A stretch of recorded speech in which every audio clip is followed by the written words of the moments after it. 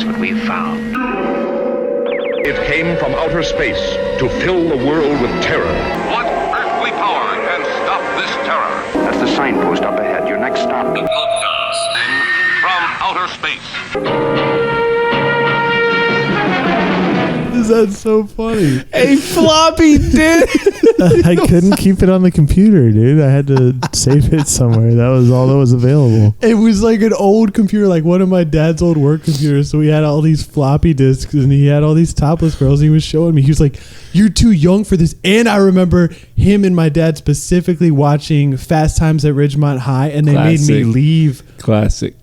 They made me leave when it was like the infamous bikini scene, but I like snuck in the door and watched. I think my dad was watching us that weekend, so we were just eating like bacon and ice cream, watching titties. Watching titties? Yeah, that was probably my first topless experiences. What about you? You guys remember Ocean Breeze? Yeah. Yo, when girls would go down Bahama Mama and just lose their tops. Sean Polis and I remember he took me there. He goes, "Hey, watch this." And I was like, "What?" And we're just standing on the little bridge over the slides. Two girls just both lost their tops. So they were real live. Oh, yeah. Sean, wherever you are, man, shout out, dude. Thank you again. What if he was actually listening to this? Yes, he might. Yeah, speaking of, we're live, so. What's up, you fuckers? Episode 2 coming at you live. Once again, it's your boy Rob Scott, my man Adam Narlock, my bro Ryan. Howdy. And, episode 2, the podcast from outer space. Here we go, boys. Attack of the Clones. Attack of the Clones. Okay, we're not Attack of the Clones. We're actually covering Episode 2. Episode 2 this week. We've got a very special episode for you. So it's going to be a 2-part series. And this week, we are covering Stephen Curry. That's Stephen King. We're covering Stephen King. We figure in the vein of the new It, we're going to get into this guy's life, tell you about his development as a writer. We'll discuss his life from early childhood all the way up to his first novel, Carrie, some of the inspiration for that. And if any you guys are like huge Stephen King fans out there, we'll cover a little bit of his substance abuse, but we're mostly focusing on his life until around like 1986, which is when it was published. And then that'll lead into part 2 where we discuss the book miniseries and then the new film. Did you guys see the movie yet? Yes. Did go see the new opening movie. night. Badass. Midnight. Thoughts? Badass. I would say it's probably one of the best movies of the year so far. Yeah, minus waiting in a line outside of the movie theater while everyone else was just walking in. But yeah, very good. There's no spoilers for the new It in this episode. We're just going to be covering King's life in this episode, but we did pull a few numbers and why we wanted to focus on this. This has been killing it at the box office. Pulled in $13.5 million opening night, $117.2 million opening weekend. The only 2 movies to beat that this year are Beauty and the Beast. Shout out Davis. And Guardians of the Galaxy 2, which I haven't seen Beauty and the Beast, but Guardians was great, so kudos to that.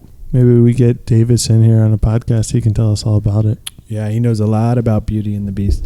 So as of September 22nd, it is the highest grossing R-rated horror movie ever with $409 million worldwide, $236.5 million in the States so far. Wow. And so it's unquestionably the biggest Stephen King adaptation ever. And so this beat, unadjusted for inflation, this beat The Exorcist, which pulled in $232.9 million with both of its re-releases, and it held the record for 44 years. It has broken that, but not adjusting for inflation, which I feel like that is it's also different times, didn't Exorcist came out in like 73. That's like way more people went to the movies back then, right? Do you feel like absolutely, like What was the last movie you remember seeing in theaters? I think I took my nephews to see the new Spider-Man Homecoming, but yeah. Oh, that did well opening weekend too. I heard that was badass. Did you like it? I did. I haven't seen a bad Marvel flick. We'll definitely have to talk about that in the future. But I also read somewhere that like It is one of the top grossing R-rated films for opening weekend at least. Yeah. It's there was a bunch of different stuff I read on about it, and the numbers aren't always exact on that type of stuff. And a lot of it was saying, I think Deadpool still holds the record for highest rated R movie, and there was one other one. It might be like American Sniper or something like that. Like it's something. It was one of those two. Still has that, but I mean, it's still. It's clearly on successful. Its release, yeah. So it's still going. It's still pulling in numbers, and it's on track to just shatter that. I've only heard good things. Yeah. So, this episode, like I was saying, we'll be covering King's life. A lot of the research for this episode came from On Writing. It's his closest thing he's written to a memoir. If you haven't read that and you're a King fan, this is a must read. Talks a lot about his life, his philosophies on writing, kind of gives his advice on becoming a writer. A lot of the other research also pulled from his book Danse Macabre. Is it macabre or macabre? The R-E is silent. I believe it is macabre. Danse Macabre. Don't quote me on that. Also called An Anatomy of Horror. It's basically his philosophy on the horror genre as a whole. His own website, stephenking.com, got a lot of stuff off there, and I found a bunch of good articles. One was an interview he did for Rolling Stone where I pulled some stuff. So, getting into it, in King's memoir, he attempts to show you how, quote, one writer was formed, not how one writer was made. He doesn't believe that writers can be made. He thinks it's like either something you have or you don't, you know? Maybe she's born with it. Yeah. He says he was like born with just like a natural draw to like horror, sci-fi later in life. But yeah, he claims like a lot of his success had to do with just ambition, desire, luck, and little talent. Hey, I always say write what you know, you know? Yeah. And he knew a lot of fucked up shit apparently. Speaking of fucked up shit, and I'm not trying to jump ahead here, but when I was doing a little research of my own, I found out that when he was writing the memoir, it was in recovery from the accident that he had. Oh, yeah. Which we'll touch a little bit on. So I'm kind of wondering if maybe when he started writing that, he was like thinking he might not end up finishing it, you know? True. Yeah, because it was like what she says later, we'll talk about later, but he says it was like really hard for him to get back into writing after the accident. But so in King's memoir On Writing, I pulled this description just because I thought this was so fucking King. He describes his memory as a fogged out landscape from which occasional memories appear like isolated trees, the kind that look as if they might like to grab and eat you. Sounds a little bit like It to me. That's his memories right there. That's how he describes his own memories. So, Stephen Edwin King was born on September 21st, 1947. Happy late B-Day, Mr. King. Shout out to Stephen King. You know, that's like 3 days ago, maybe? Yeah, just 4 this days past ago. week. Old King himself turned 70. So, born in Portland, Maine, he says he lived an odd, herky-jerky childhood. That sounds like our childhood. I don't know what herky-jerky means, but that sounds a lot like something we experienced. So King was raised by his single mother, Nellie Ruth. Says they moved around a lot in their earlier years. And his father, Donald Edwin King. Who, huge douchebag, by the way. Quote. Guy pulled the oldest trick in the book. Said he was Oldest going out to buy a pack of smokes. That sounds like something Just our never oldest brother came would do. Pile up yeah, the bills. okay. And then I'm, just heading up to the store, grab a pack of cigs. Yeah, so he abandoned them when King was just 2 and his older brother David was 4. We'll start with a few of stuff that we found interesting, a few of King's earliest memories. In the book, he writes his earliest memory was imagining that he was a Ringling Brothers circus strong boy at his Aunt Ethel's in Durham, Maine. She remembers it quite clearly. He was carrying around a cinder block, acting like he was strong man. When a hornet's nest, I guess, was in the cinder block, one flew out and stung him on the ear. He says the pain was brilliant, like a poisonous inspiration. It was the worst pain he had ever suffered in his short life. Only held the top spot for a few seconds until he dropped the cinder block on his bare foot, smashing all 5 of his toes. He completely forgot about the wasps. That's some major pain shit right there. Yeah, that's his first memory, is trying to be this strong man and getting stung by a wasp and dropping a cinder block on his foot. You guys ever been to the circus? Yeah, a few times. It's been a while. All right, but you've been. I went in high school, actually. High school? Thoughts? I mean, it's kind of cool when you're a kid, but I guess it's fucked up, like the whole elephant scandal. A scandal? Right? That's like a scandal. Didn't they shut the circus down because they were like beating the elephants? They beat out like all the animals, I'm pretty sure. That's It's a why fucked up that. place, dude. That's why that tiger attacked those magician guys. It's cool when you're like under 6 years old, and then past that, it just kind of sucks. The greatest memory I have from the circus, those little spin light up things, you know? Oh, yeah. The little those are try, the badass, 3. yeah. Yeah, I got you. Replaced by fidget spinners. why do you do you ask? fucking believe it? I mean, the circus is kind of a trippy place, man. Clowns running around. Maybe that inspired it. Animal abuse. There's some strange things going on. I had my first date at the circus when I was in high school. Oh, and how'd that go? I mean, it was a circus. It was a circus.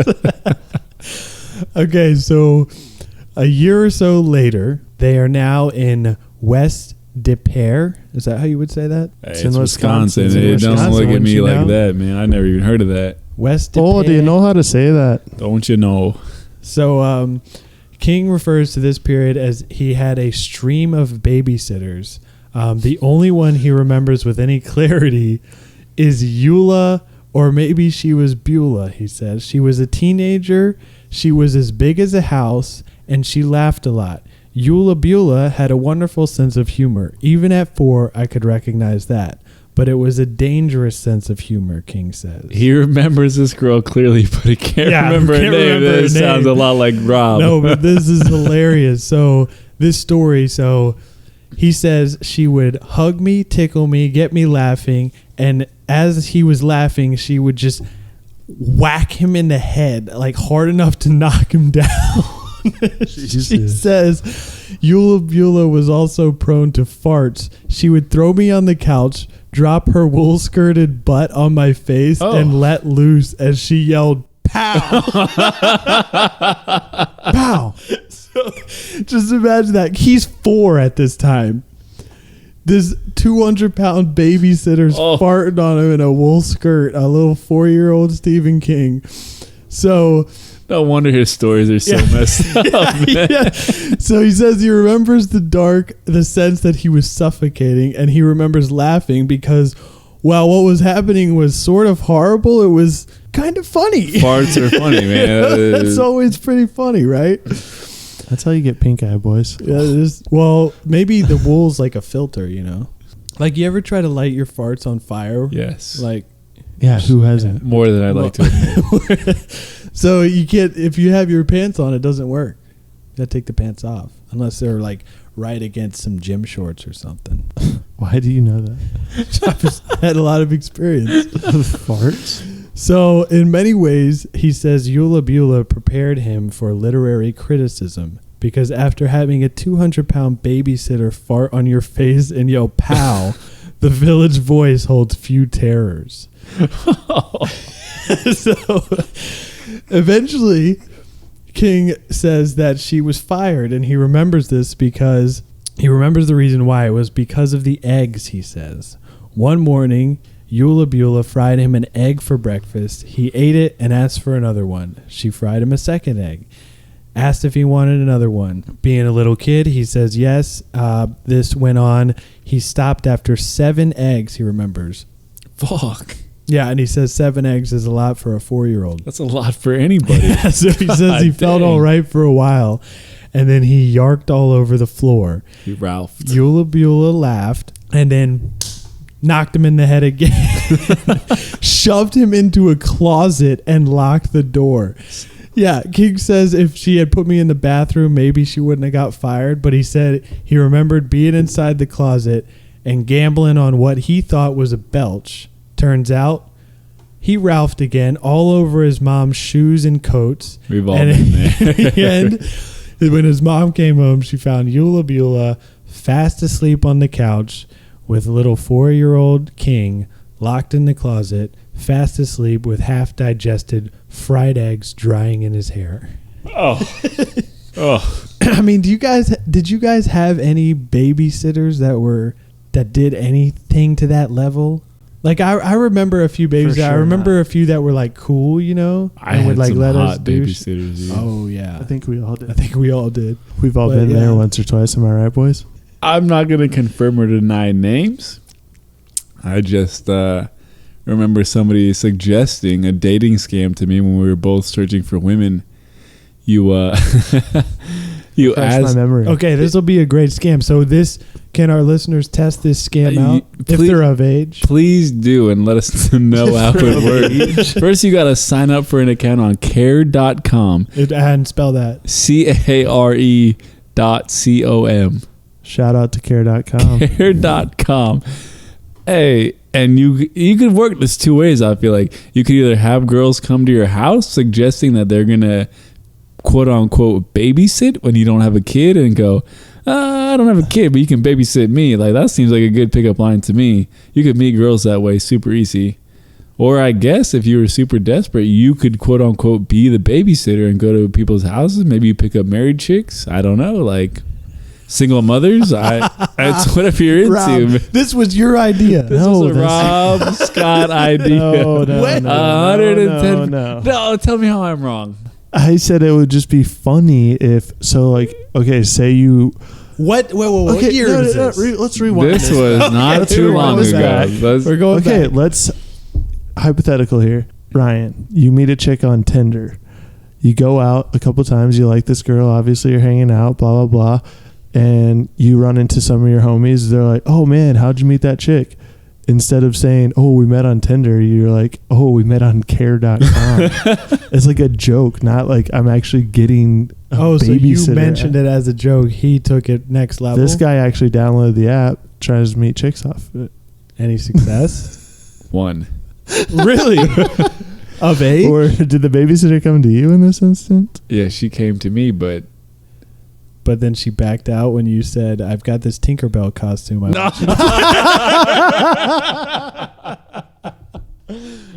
you you have to babysit in these wings. Oh man. You can work for me under one condition. Okay, so back to King. When he was 5 or 6, he asked his mother if she had ever seen anyone die. Yes, she said. She had seen one person die and had heard another one. When King asked how you could hear a person die, I feel like that's a pretty serious question for a 5 or 6-year-old. Have you guys ever built up a concept of death around that time? Or do you remember like asking your parents anything like that? I think that's a pretty serious question for anybody of anyone, any age to ask. Like, that's crazy, man. But as old King, as a little 5-year-old asking his mom that, I feel like that's probably like around the age you start wondering about that kind of stuff, but maybe not to that extent. The Lion King, Circle of Life. is that you Savannah. you remember asking specifically about death in regards to the Lion King?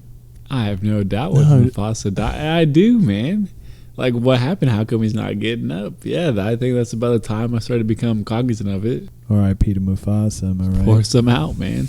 So, when he asked how you could hear a person die, his mother told him it was a girl who had drowned off of Prout's Neck in the 1920s. This girl swam out past the rip current, couldn't get back in, and began screaming for help. Several men tried to reach her, but the day's rip current had developed a vicious undertow, and they were all forced back in. In the end, they could only stand around tourist townies and the teenager who became King's mother among them, waiting for the rescue boat that never came and listening to the girl scream until her strength gave out and she went under. His mom said she was 14 at the time, then read him a comic book and packed him off to bed. You know, it blows my mind about that. Like, I could go online right now. I could probably jump on YouTube right now and just find footage of something very similar along those lines. But like in 1920, man, like if you're sitting there watching somebody die, that's It's a little dark. that's crazy. Yeah, and then relaying that information to old 6-year-old King, Right. that definitely has, I think, an effect on him as a writer and being drawn to the type of stuff he is. That's gonna Right. ruin your childhood, man. Well, not necessarily He already ruin had it. the babysitter It's just- ruin it for him. Yeah. It's true. A babysitter farting on your face. Maybe It's all that, downhill from there. those farts probably opened up his morbid curiosity, you know? Maybe he wanted to know how she was going to die. It's a good thing he didn't have access to online pornography at that time. Online pornography. 6 years old? Jesus Christ. On another day, King's mother told him about the person she saw die, a sailor who jumped off the roof of the Graymore Hotel in Portland, Maine, and landed in the street. He splattered, she paused, then added, "The stuff that came out of him was green, and I have never forgotten it." A young King remarked to his mother, "That makes two of us, Mom." Yeah, that's definitely the kind of stuff that's going to haunt your dreams forever. I remember one of my first days as an EMT working downtown San Diego. First day. It was one of the early ones. You know, I'm the new guy puking my brains out. Get that wax job, Rook. Yeah. I just lost a buck to myself. So you were the rookie out there. I was the rookie out there, Gino. Fresh face, just graduated, top of the class. Car ramrod. We're downtown and this guy is on PCP. Jumps off a building like super high skyscraper status. Breaks both of his legs. Oh, I can still see both of his legs, just, you know, bones hanging out. Jesus. He gets up and starts running down the street, man. That's the kind of stuff. I mean, maybe I should write horror stories or something. Now that was confirmed. He was on PCP. I'm almost 1,000% sure he was on PCP. Could have been bath salts. Angel It could have been dust. bath salts. Angel dust. That's pretty crazy. Dude, what kind of crack up stuff did you guys do as EMTs? Any like fun joke games in the ambulance? You were driving an ambulance, right? I was driving an ambulance. I just think one of the funniest days. I had the privilege of working with one of my good friends who got me into the gig in the first place. And we were leaving a hospital, and I was supposed to have a guy spotting you while you're backing out, and he goes, don't worry about it, man, and just smashes right into another ambulance when we got this high-profile nurse riding with us. We definitely got in a lot of trouble for that. Oh, that is hilarious. So, in 1954, King suffered a period of sickness that landed him out of school, and he spent most of the year in bed or housebound.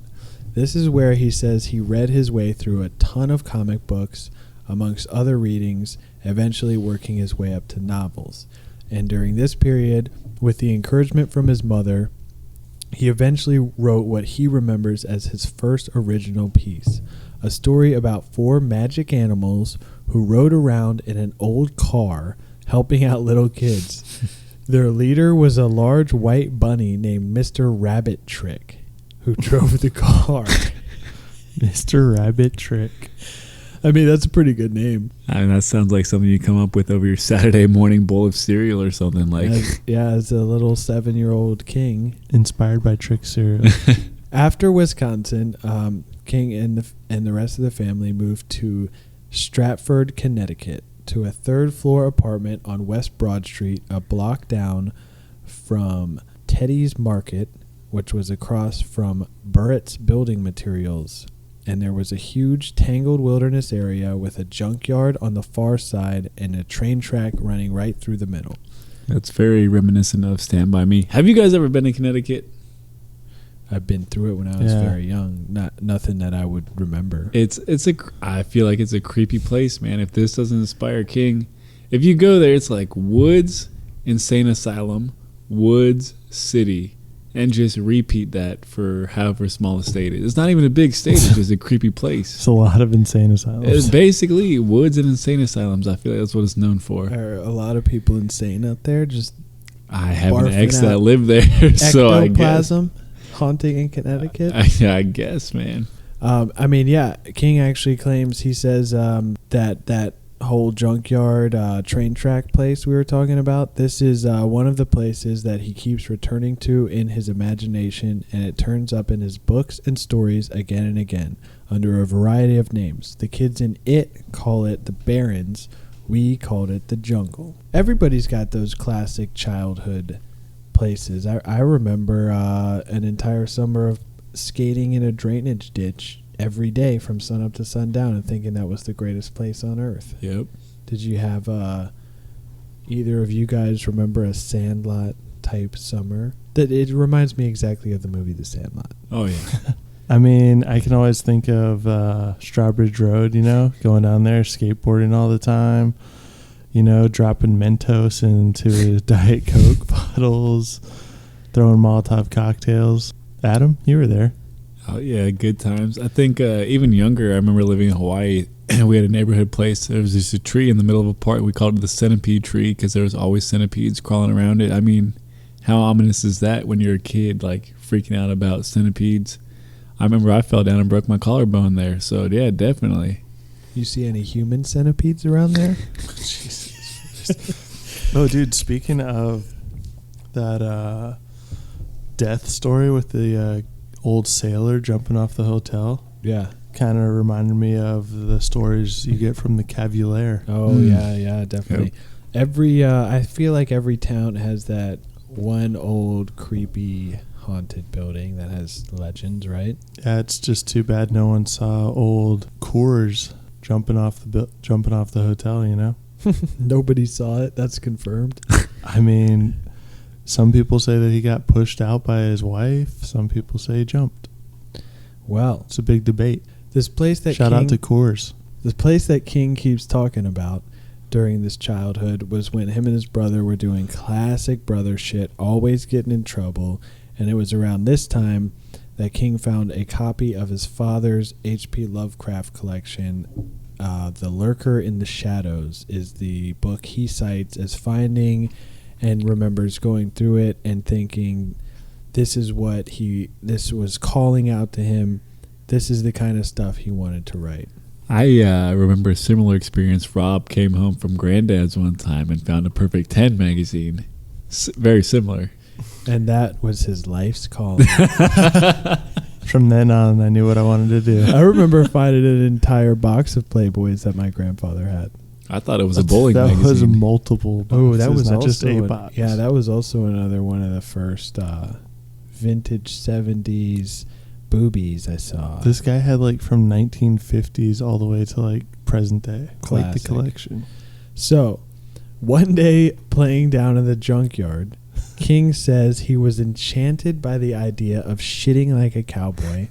He pretended he was Hopalong Cassidy, squatting in the underbrush with his gun drawn. He did his business and took care of cleanup as his older brother had suggested, carefully wiping his ass with a big handful of shiny green leaves. These leaves turned out to be poison ivy. Now, I just pulled this. Have you guys ever met somebody that's actually done this?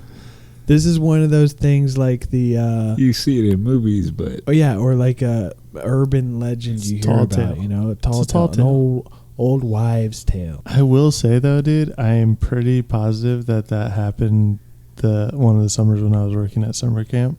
Like, it wasn't a guy wiping his ass. It was more like a couple was hooking up in the old poison ivy patch. They didn't realize at the time, but the next day they definitely knew. And they didn't even put a blanket down? Oh. I wasn't there. I thought you were filming. I feel like that's probably worse than wiping your ass, maybe. Yeah. Depends where it gets, you know. Oh, I mean, just imagine those juices flowing and... Oh. yeah, we got poison all up in there. Scratches everywhere. Getting itchy just thinking about it, man. King says that they didn't get their first television until 1958, and this he cites as an important part of his development as a writer. He quotes, "I am, when you stop and think of it, a member of a fairly select group, the final handful of American novelists who learned to read and write before they learned to eat a daily helping of video bullshit. What do we think about that? I think that's I think that rings true to a lot of kids today who are just always stuck on screens 24/7. I mean, think about it. When you were a kid, the first thing you want to do when you woke up, you want to watch cartoons before you went to school, or on Saturday. That's how you started off your weekend. But now, I mean, you wake up, first thing you do, check your phone, check your social media, check your email. Kids It's in screen, right. All day, literally. Wake up. The last thing I do before I go to sleep, I'm watching YouTube. I'm watching videos, passing out. Like, that's it, man. That's what it is now. It's crazy. I mean, even when we were kids, though, it's like there's a difference in watching cartoons as a kid and then you like go do fun shit outside, Right, or right. like go play sports or whatever. I feel like kids nowadays, it's just like It's just all. there's kids that are like 6 years old have their own fucking phone. Right. They don't know how to function without an iPad. It's a different generation, different times. It's crazy. These for are sure. the types of kids that'll be hacking the elections. They'll be getting into the government It's gonna be huge. secret files. These kids are going to be crazy. The next level cyber warfare. Mm. Am I right? Oh, yeah. You might be. I mean, don't You're you onto teach something. kids coding and computers That's the bare minimum. These kids can do things. that I've never even seen? Yeah, they're teaching me stuff, man. So, moving in, now we'll get into King's teenage years.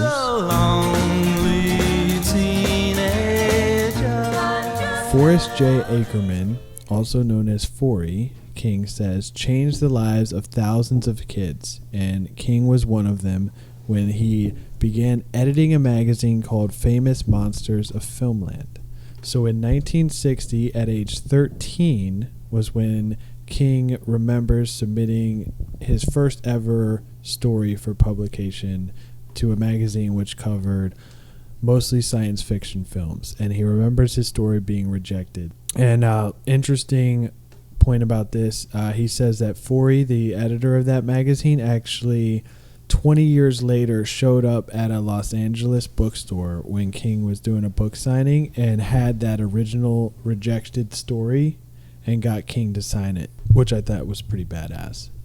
What if he was like, go fuck yourself? I just didn't sign it. No, he says, rejection, that's common in the field of writing, I think. King says that he remembers as a kid he had a giant railroad spike that he would put above his bed, and he put every single rejection letter he got on the spike. And that just, drove him to write more and more and more and keep churning the stuff out. Because you're gonna hear no hundreds of times before you hear yes, especially in that. Great. Especially in the field of writing. I Yeah. think it's a great lesson for kids these days. Like, they feel like if they fail, like, oh, it's the end of the world, it's over. But it's not, man. Learn from And your especially mistakes. at that young of an age, like he was 13 when he submitted his first story. Like, that's crazy. Right, 13, all I could think about was skateboarding and chasing girls. I definitely wasn't writing stories and Yeah. trying to get published. That's So the first story he did actually publish was in a horror fanzine issued by Mike Garrett of Birmingham, Alabama. This was in 1966. King was 19 at the time. He published a novella under the title In a Half World of Terror. But King says that he still preferred his own title, which was I Was a Teenage Grave Robber. Sounds like a title of a Misfits song. Sounds exactly. That's exactly what I thought of was Teenagers from Mars. We'll cut that scene. So at 13, King says that all he wanted was monsters that ate whole cities, radioactive corpses that came out of the ocean and ate surfers, and girls in black bras who looked like trailer trash. That's every 13-year-old's dream right there. This was the age where King and his buddy Chris became obsessed with horror movies. He says their favorite were a string of American international films, mostly directed by Roger Corman, with titles originating from the works of Edgar Allan Poe. Now, he said the stories themselves were not based on the works of Edgar Allan Poe because there was little to do with Poe's actual stories or poems, but they referred to them as Poe pictures. And King cites a version of The Raven filmed as a comedy, and he says the pit and the pendulum is what affected him the most, seeing that on film. 'Tis it is, and nothing more. Nevermore. So, Now, if I'm not mistaken, you actually did a little work inspired by Poe yourself. yeah, I've got a few. You might be able to find a few of my old Recordings. recordings of the Raven, if you will, out there. They're probably floating around somewhere on the interwebs. How old were you when you did that? Probably like 5th grade? No, 6th grade? No, I 13? was in like high school. I was like 18. No, dude, you were younger than that. There's no way. I was at least like 14. I was in high school. Maybe. So, during King's sophomore year at Lisbon High, he became the editor of the school newspaper, The Drum. And this was when King had the idea to create a satirical high school newspaper of his own. Reminiscent of a Regina George, anyone? So this became Creating a known little as burn book, dude? Yep. This became known as the Village Vomit, and it was he put a quote on it, all the shit that will stick. And yeah, essentially it was a burn book. Like he would just bash all these teachers, had all their nicknames that the kids would call him in there. And he says this piece of dimwit humor got him into the only real trouble of his high school career, and it led to the most useful writing lesson that he ever learned. Were you guys big troublemakers in high school? King says he only You got might be called able to to the say office that. twice. Yeah. How about you guys? The principal and my dad were on a first name basis, so Bruce and Dennis were real tight. I remember racking up detention early morning. I feel like that was once we started living together. Apparently we were bad influences on each other. Sorry, Mom. Hey, but they never showed for that detention. Old Man Edwards actually once called our parents in class trying to make an example out of us.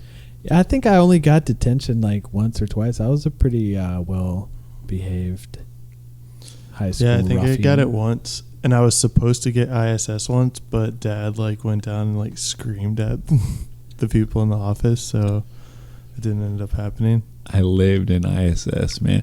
Once I figured out that planner, you could just forge signatures and skip class. Oh, I was the happiest dude in the world. Yeah.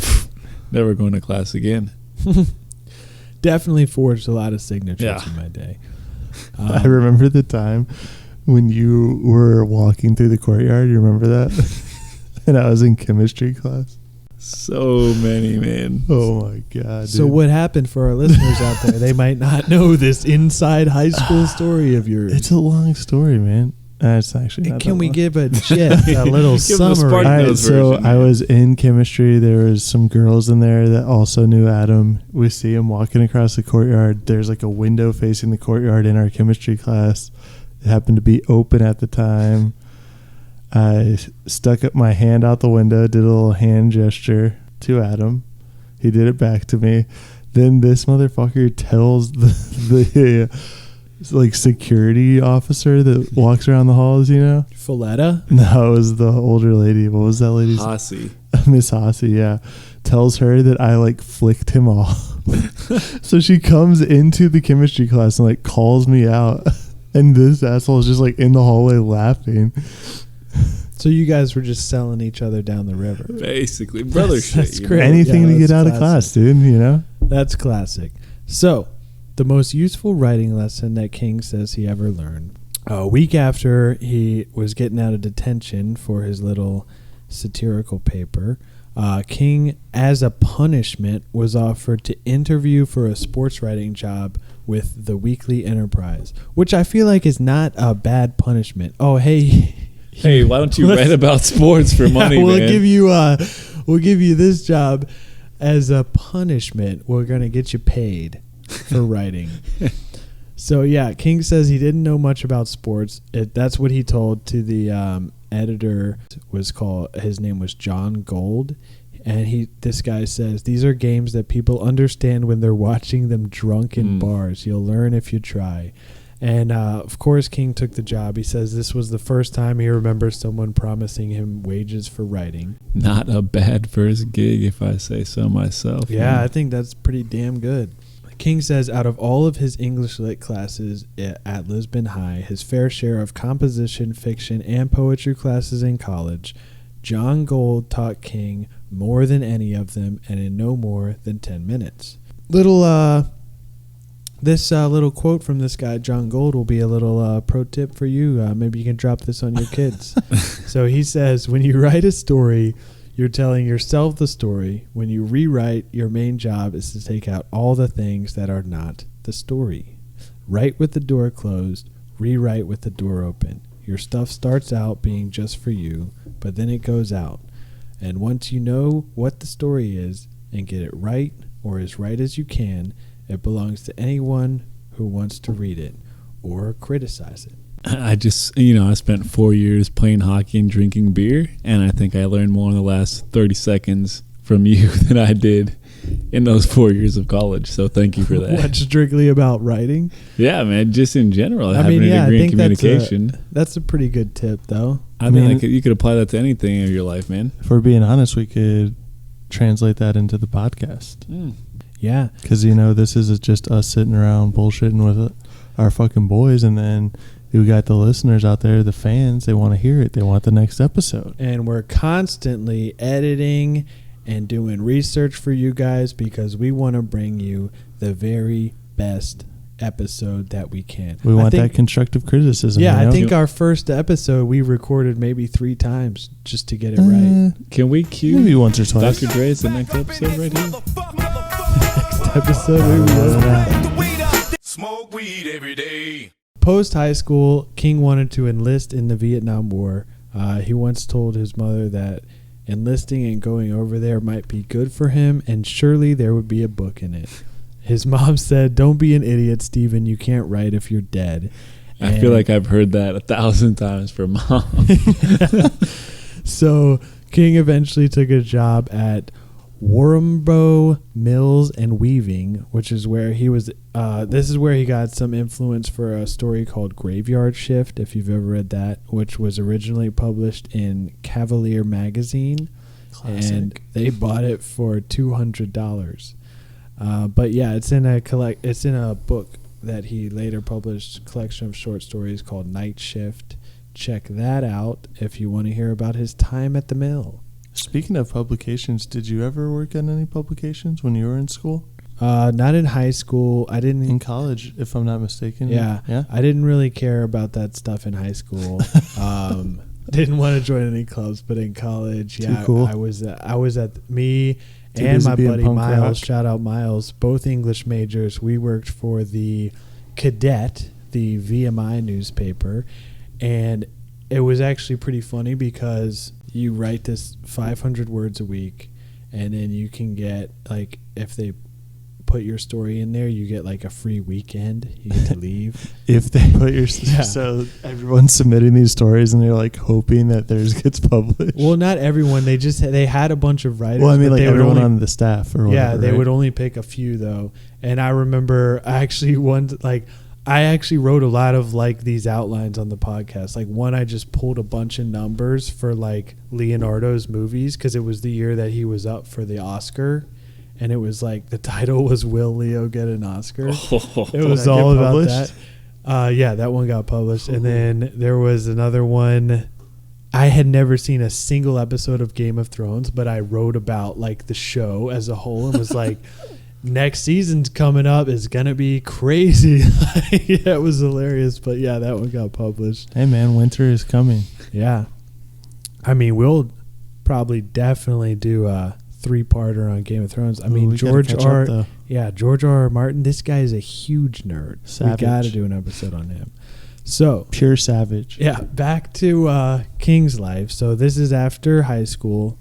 After he took the job at the mill, he attended the University of Maine, which is where he met Tabitha Spruce in 1969 while working in the library. He, quote, fell in love with her during a poetry workshop in the fall of '69.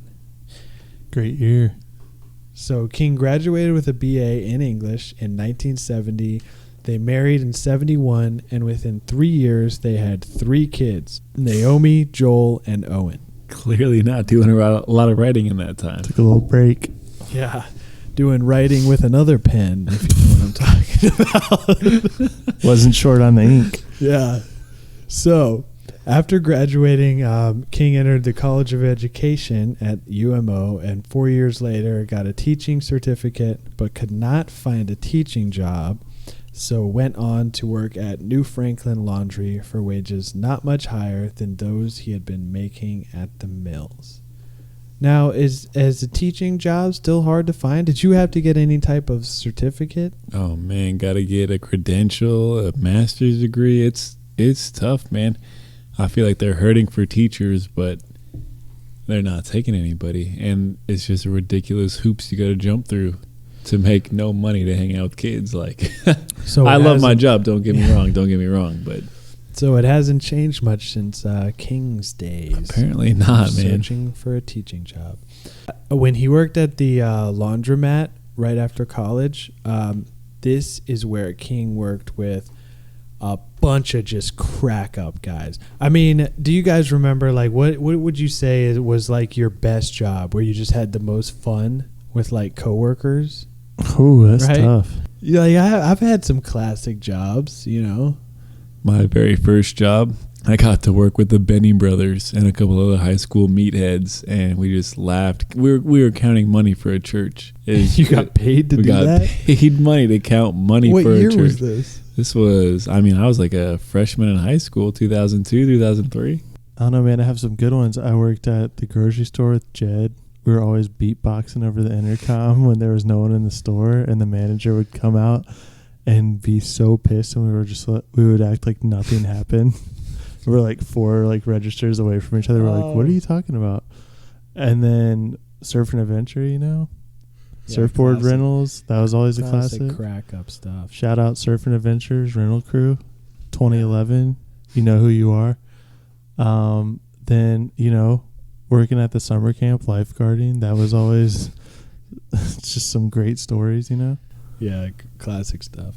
I actually remember first job I ever had. I was like, I think 14. I had to actually get a work permit, and we worked. It was me and Rob here worked at the. It was just a like shitty tourist shop at Souvenir at shop, the if you beach. will, yeah. There in Sandbridge, Virginia, and we actually remember one summer. Perfectly ties into what we're talking about. God damn, dude. We were both ran the cash register, and you know, most of the job was just standing around listening to the radio.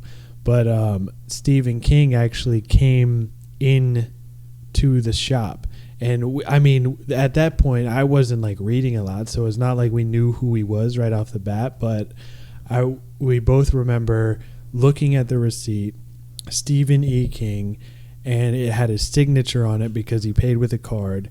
And Rob kind of like looks at me like it was one of those things where you don't really know until after. Like you don't want to be like, oh, Yeah, you're Stephen King? And he was just like a cool guy. Like he was like, hey, what's up? Like asked us a couple questions and Bought then, some T-shirts or something? was like eating ice cream and then just walked out with his glasses on.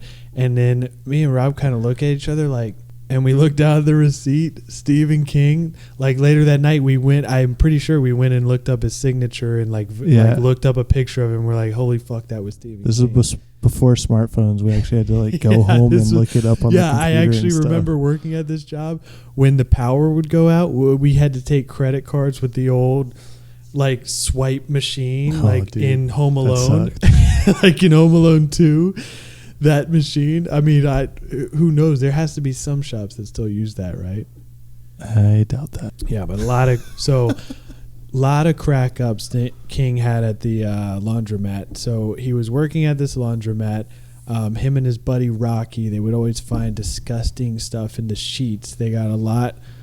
They would get all the tablecloths, everything from like restaurants with lobster and like old bits of rotting seafood in them. He said was disgusting. But even the more disgusting stuff, he said, was the hospital sheets with just syringes and blood. And this was before AIDS, so that wasn't a big deal. They were just like, yeah, just touch this stuff, it's fine.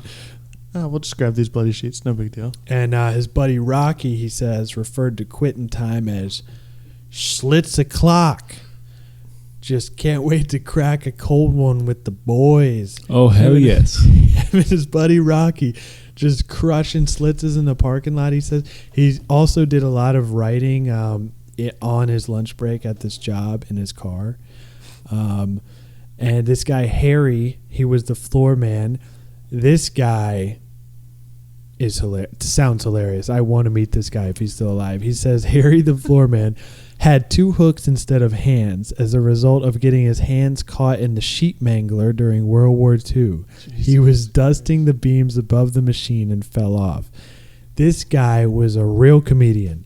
He would sometimes, King says, duck into the bathroom and run water from the cold tap over one hook, water from the hot tap over the other hook, and then he would sneak up behind you while you were loading the laundry and lay the steel hooks on the back of your neck. Classic hook prank right there. I mean, that's just hilarious stuff right there. That's classic, running around. We're working in this laundromat. We're finding disgusting stuff, and we're having fun with it. That's the kind of guy you want to work with, man. Classic hooks. Yeah, King really knew how to have fun with it. This brings us right up to King's first novel, Carrie.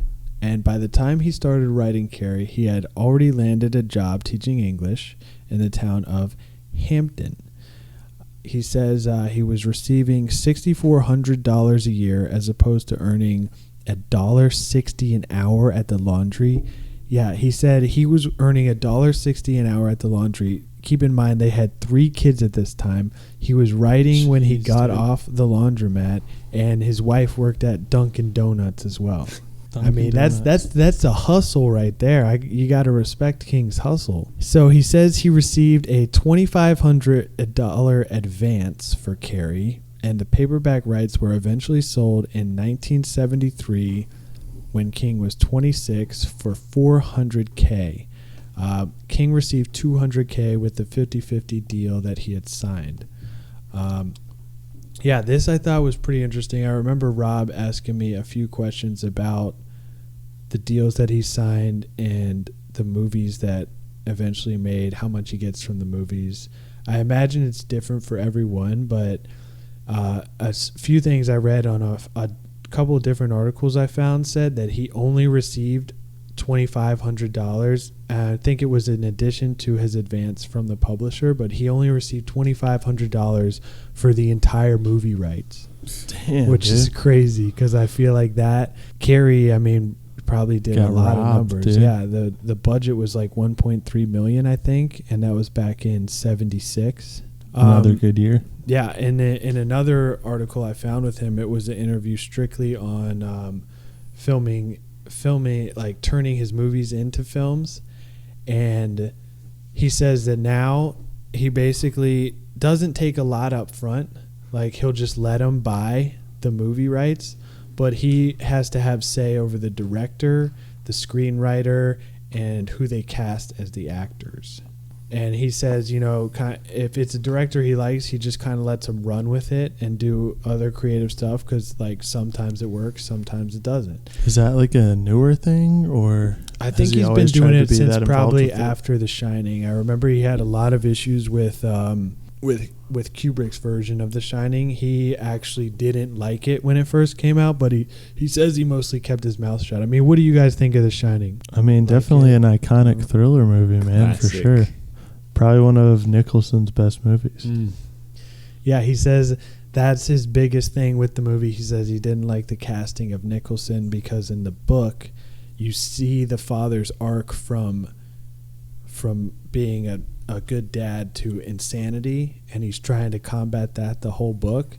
And in the other one he says Nicholson, he's crazy from the first scene you see him in. So King's inspiration from Carrie came from a summer when he was 19 and worked as a janitor in Brunswick High.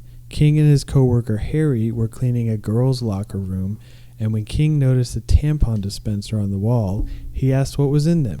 Pussy plugs, Harry said, for them certain days of the month. He also noticed that the showers were not like the boys' locker room, and they had U-rings and plastic pink curtains attached.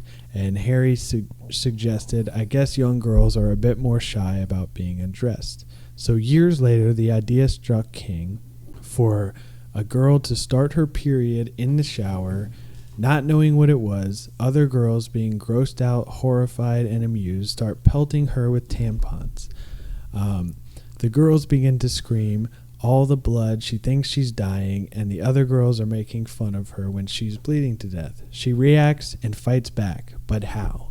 King remembers reading an article in Life magazine some years before suggesting at least some reported poltergeist activity might actually be telekinetic phenomenon, or telekinesis, being the ability to move objects just by thinking about them.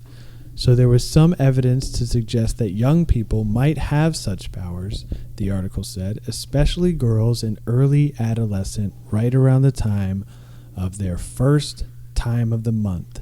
Shout out to 11 and Stranger Things right there. I don't know if she's quite there yet. Yeah.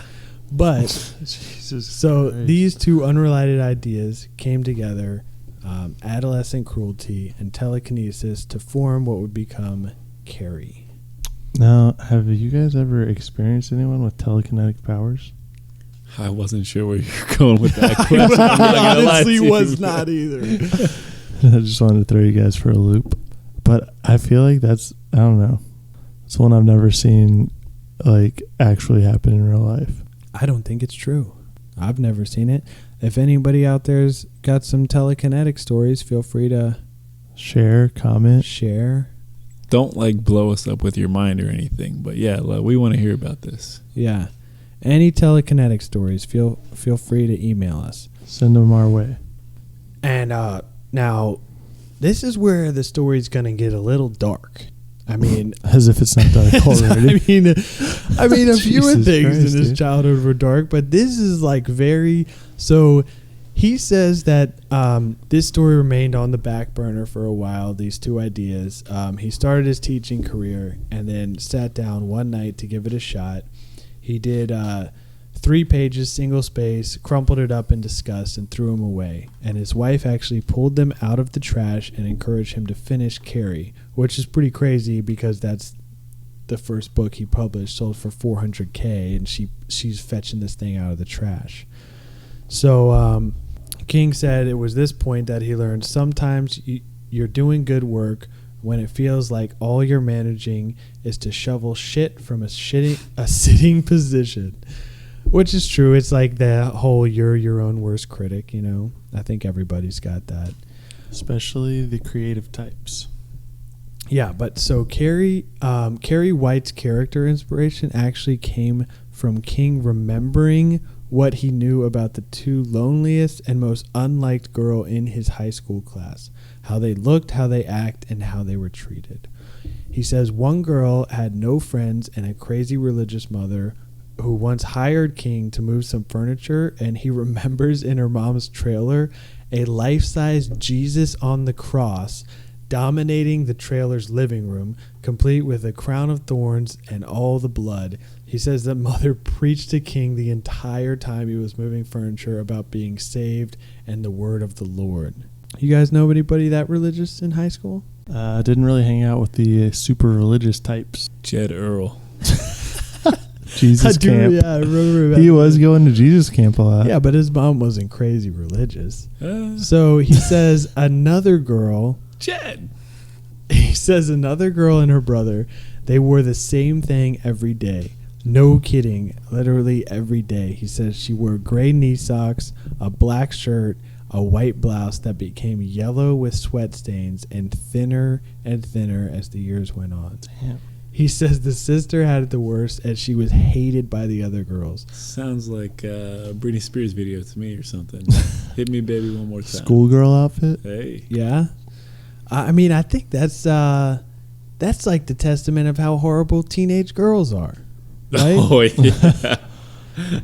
He says both. Nothing worse, am I right? I mean, that teenage girls. Look, if we have any high school girl listeners, you know, just don't. Next time you see the, the bigger girl or the girl that's not as pretty Dirty as you girl. walking down the hall, why don't you try just reaching out to her and saying, "Hey, have a nice day."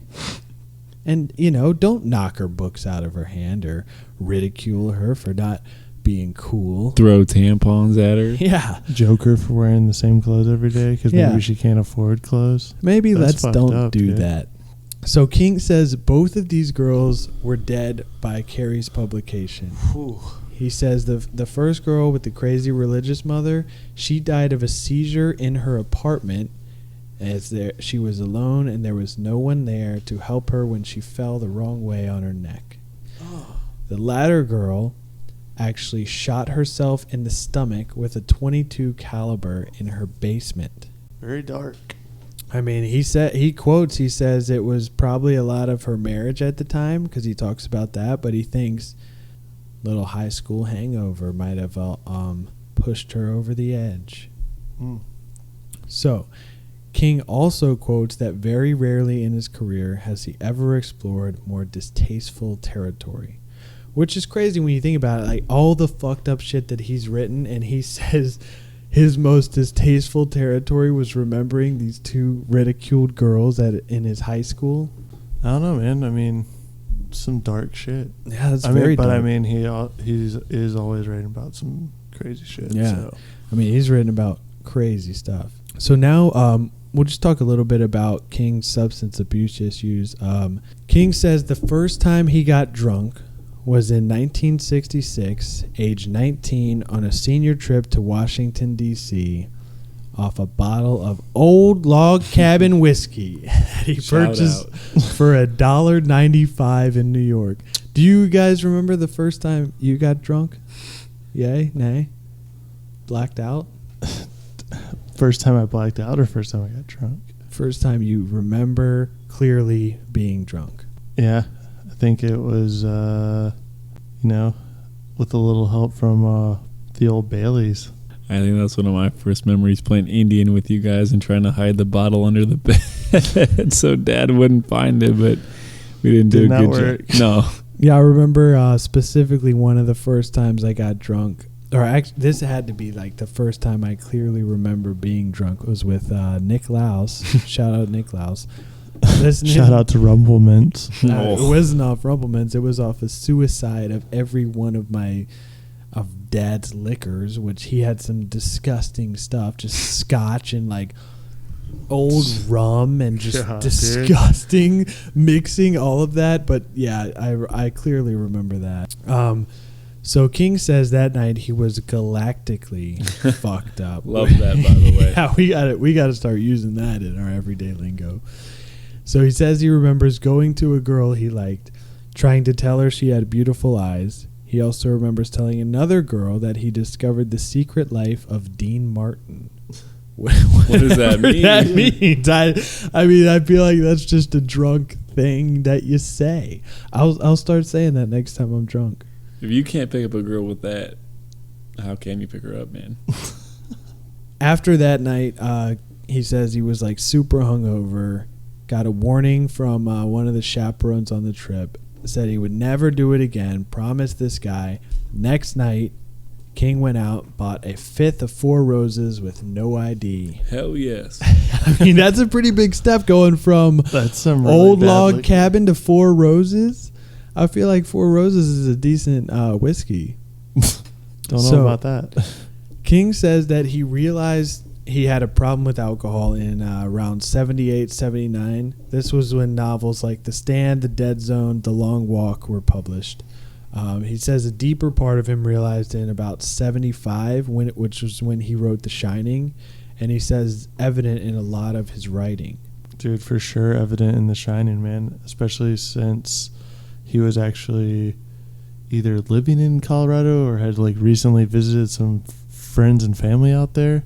Yeah, I remember he says he went and stayed at the hotel, which the one that was haunted in Colorado, which is what gave him the inspiration for the book. And it's evident that Jack Torrance he's writing about himself, a struggling writer, and his kind of Going trying to through save some himself from inner insanity. demons. Yeah, and it's, he doesn't drink in the novel, and then he's drinking at the bar. Definitely a lot of stuff about substance abuse in there. He says in the novel Misery, which was published in 87, only a year after it was published, was when This was when he was really deep. He says he remembers getting into drugs in 85. So around like Misery and It was like the peak of his drug and drinking addiction. And he says Annie Wilkes in Misery, the character played by Kathy Bates, she was coke, she was booze, his biggest fan. She kept him writing, you know, he was her captor, or like the captor of coke and booze, if that makes sense. So yeah, 85, he remembers getting into drugs. Tail end of it was when he wrote The Tommyknockers, which he cites as one of his worst books.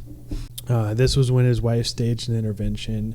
And actually, when she staged the intervention, she brought up that he would actually drink like Listerine and Scope bottles. Oh, that's how, Dude. that's how like bad it was. And towards the end of his adventures, he calls them, he was drinking a case of 16-ounce tall boys a day. Sounds like Roman back in the day. King can really put him 40 back. minutes, yeah, right. Yeah, he can hang with the boys. Pure killing. Yeah. Old ones, dude. I mean, that's crazy. He says he doesn't even remember writing the novel Cujo at all. Just blacked out for the whole writing and process. and he says he Still doesn't got say published. that. Yeah, he says he doesn't say that as a brag or anything. He says he wished he remembered putting that stuff on pages, but he just doesn't. That's crazy, man. In '99, King was in a pretty bad van accident. He had to be airlifted to a hospital, undergo surgery. He said this was one of the hardest. It was really hard for him to come back to writing after this. Just like with his substance abuse, he said that was another period in his life where after he got sober, it was really hard for him to write again. But yeah, he still has managed to come back from both of those, still out there kicking.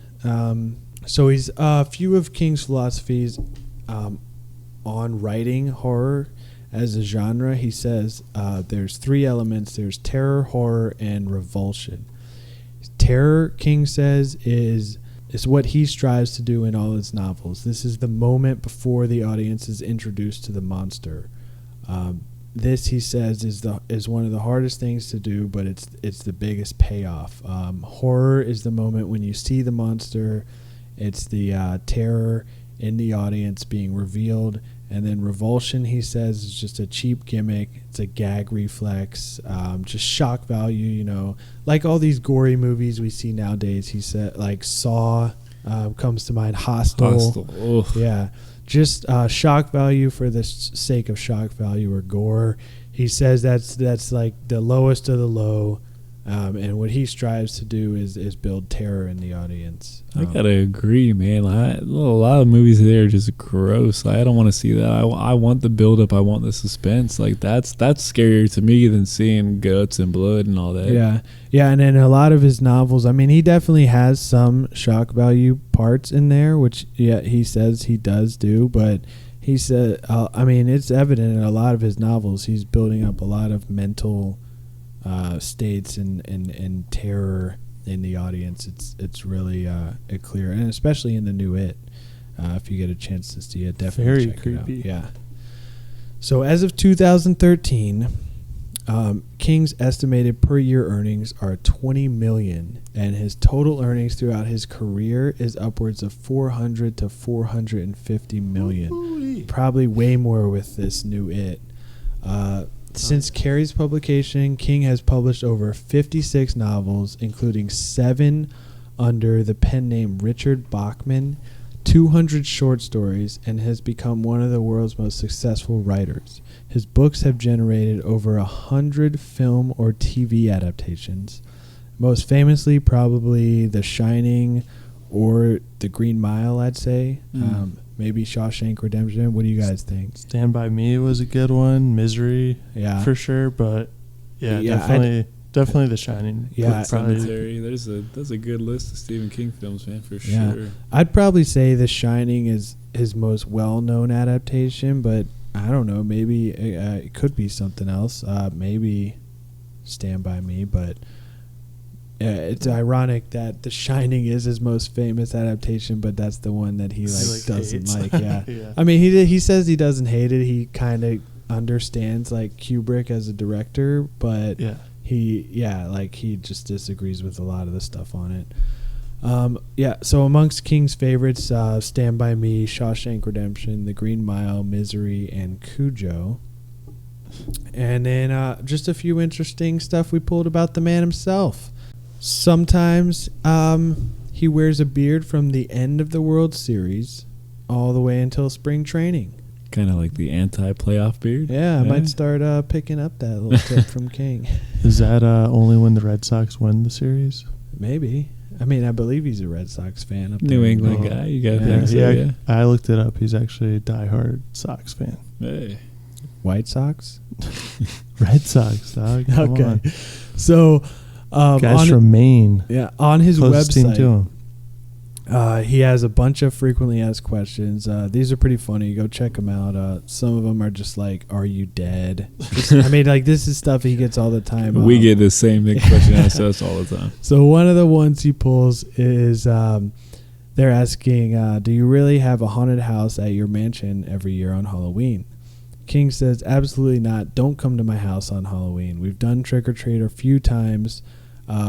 We had 600 to 800 people, and one time we had 1,400 people show up for candy and treats." That's like half our high school, man. That's crazy. Yeah, it's hilarious. He has like this. If Google his mansion in Maine, it's badass. Yeah, it's sick, dude. It's a big brick, like haunted house looking thing with these iron fences, Wrought iron gates, wrought shaped iron like cobweb fences. It's pretty cobweb fence, badass. dude. So another thing I just pulled for you guys.